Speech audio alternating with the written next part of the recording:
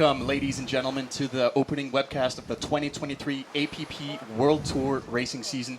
My name is Casper Steinfath, and I'm here in Alicante, Spain, for what is shaping up to be a crazy day of sprint racing. I'm joined here by Mr. Total Sup himself, Mathieu Estier. How are you feeling, Mathieu? I'm feeling great, actually. Hello, Casper. Hello, everyone. And congratulations on your first APP World Tour commentator job. You get to be your co-buddy on this special event. So I'm sure we're going to have a lot of fun in the next 3 hours. So welcome, everyone, to the Alicante Sup Open, to the first stop of the APP World Tour, but also to the World Sup Festival Costa Blanca, which is the other event within the event. It's a 3-day Sup Festival organized here in Santa Pola in the beautiful Spanish province of Alicante. And it has turned in the past 5 years into probably one of the biggest Sup events in Europe and maybe the world, given the level of attendance, but also the level of performance we've got. We actually have probably the most stacked field of top international racers here on the beach today. Absolutely, and as a testament to the level of talent we're seeing in front of us, Matt and I tried to make a list to talk about who is here and who to actually look out for during the sprints today. And we can just admit it's impossible to shortlist the potential winners today. We got, obviously Connor Baxter, Rai Taguchi, Shrimpy, Noik, the list is long.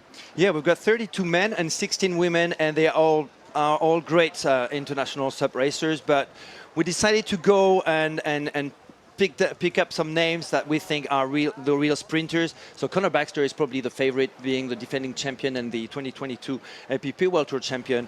Rai Taguchi had a super impressive run last year, and we all remember that crazy, incredible comeback in Busan and that beautiful buoy turn. Shrimpy did really well also in the sprint last year here in Alicante.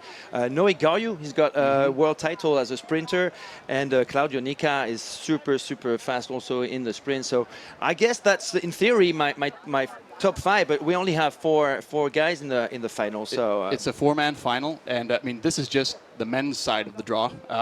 There's plenty of powerhouses to keep in that mix, not least my friend Christian Andersen, the polar bear from Denmark, never count him out.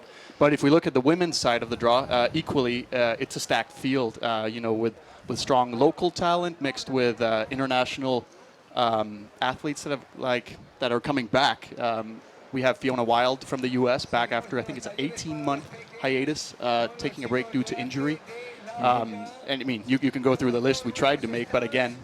Well, I'll give a few names just to spice things up a little. We've got Alba Frey. Alba Frey made a first appearance on the international Sup racing scene just a year ago, and she did 3 international competitions, and yesterday in the long distance she was second. When she took part in her first APP World Tour event in 2022, that was in December at the Alicante Sup Open, she actually won the sprints ahead of the likes of Mélanie Lafenette and April Zilg and so on. So she's definitely now one to watch for. She's definitely the dark horse, but already scoring some great podiums. We also have Esperanza Barreras, unbeaten this year, whether in sprints or long distance, the starboard Tiki member. We've got Mélanie Lafenette also. She's got a world title and a European title as a sprinter. Anna Tschirke from Switzerland is definitely on the books potentially for a podium. Julia Duhaime from Argentina/USA, a super fast sprinter as well. And I guess we cannot overlook the fact we have Caroline Kunzel here, my neighbor from back home in Klitmøller, Denmark. She opted to sit out the distance race yesterday, which was the Euro Tour 12-kilometer race, opting to not race there to save energy and focus entirely on the sprints. And I spoke with her this morning, and I think she's fired up. Obviously looking to have an advantage over her competitors. So, we have a field of girls and women that want to go out and set this course on fire. And so many other big names as well. But we've got a third commentator with us. It's Holly Maudsley. She's on the beach. She'll be doing the interviews all afternoon with us. Holly, can you hear us? How is it going over there? Thank you, Casper. Thank you, Mathieu. Yes, I'm here down on the beach, and it is a beautiful day in Alicante. This morning we've had the junior and pro races and the action has been amazing. The pros are currently getting briefed. The conditions out here are absolutely beautiful at the moment. After yesterday's storm, you would never have guessed that we'd had today's weather. Not much wind at the moment, but there are a few little bumps which could make the sprint races extremely interesting. So the action is about to get underway and we're very excited down here. Machu and Casper, back to you. Holly, this is Casper here. I'm curious, what can we expect from the race course? What can fans at home expect from the course that is set? What's going to challenge the athletes today from your perspective down there?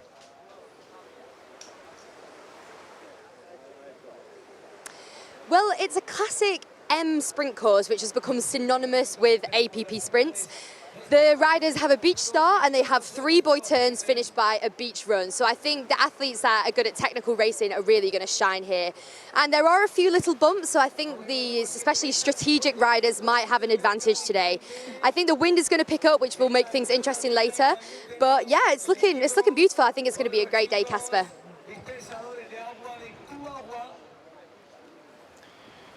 Yeah, and the wind could create actually a few rollers that could be beneficial for the surfers. as we saw yesterday, I believe it was a thermal wind that picked up during the day. I remember just getting off the plane and seeing the beach down there. And I mean, from my perspective as an athlete, it was definitely chaos. And if the wind picks up this afternoon, definitely look out for the athletes that can manage that chaos. Yeah. But we'll see. Maybe it'll stay flat and it'll be the powerhouses that take it home. Exactly, and well, we picked both of us our favorite as Connor Baxter. He's showed up just for the APP World Tour sprints today. He skipped on the long distance yesterday, and he's is still having a great ride. Obviously, he's been dominating for the past 10 years the Sup race world, and he's in great shape. And obviously, he's the 2022 APP World Tour champ. Yeah, Connor is definitely the one to look out for. He's probably the safe bet if one had to do anything or call it on anyone this weekend. I spoke to Connor, and obviously, he had a really fantastic season last year. Was APP World Champion. Actually, he's back here in Alicante where he wrapped up the title last year. And if we look back at his season in 2022, obviously he started out strong in Santa Monica with a win there. Taking it onwards to London afterwards. There were some classic moments I remember following from home. Connor obviously dominating London as well. But remember, he skipped Korea. Yeah, he had a good reason for that, right? He had a good reason. Maybe I'm a little bit in the same boat right now, welcoming his second child into the world with his partner, Ane. Obviously, his priorities being as a father, and yet still managed to take the World Tour win with a solid performance in Alicante at the end of the year. Yeah. So it's amazing. It's just amazing to see Connor still going. Like, there's a reason we call him the greatest of all time in the stand-up paddling world. Yeah, and what was interesting with Connor Baxter in Alicante was the fact that he had to wait the long distance, definitely not his favorite event, to actually find out whether or not he was crowned the APP World Tour champion. So the very last event of the last stop of the 2022 APP World Tour was the decider for him to pick up another APP World Tour crown, and that was not his only world titles last year. Actually, he picked 3 world titles in under 3 different federations and circuits, which is pretty amazing, and he's all fired up already. And he's turning 29 this year. That's still what baffles me. Like, he's still in his prime. He's got plenty of juice left in the tank. So let's see what he can do today. We also have, looking back at last year, we had April Zilg that completely dominated the APP World Tour from start to finish.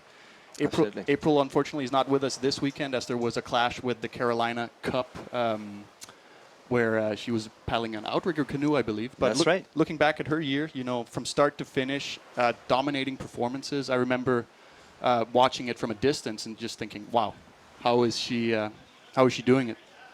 Yeah, well, she's getting ready right now for the Molokai to Oahu that she's going to do on an OC1. So that's what she decided to go on an outrigger canoe at the Carolina Cup yesterday, an event which is colliding with the World Sup Festival here in Santa Pola. But yes, she's impressed me all year long. She started strong and finished super strong. The APP World Tour was definitely a big goal for her, and but she also picked up medals and gold medals in other on other events. It's been non-stop for her, and it's actually quite interesting to see that how she's picking different craft right now. So she's probably going to play her season on both outrigger canoe racing and Sup racing, but we look forward to seeing her hopefully at the next APP World Tour event. I believe that Tristan Boxford is with Holly right now. Maybe we could have actually a presentation of the full circuit for 2023. Holly, can you hear us? Is Tristan with you?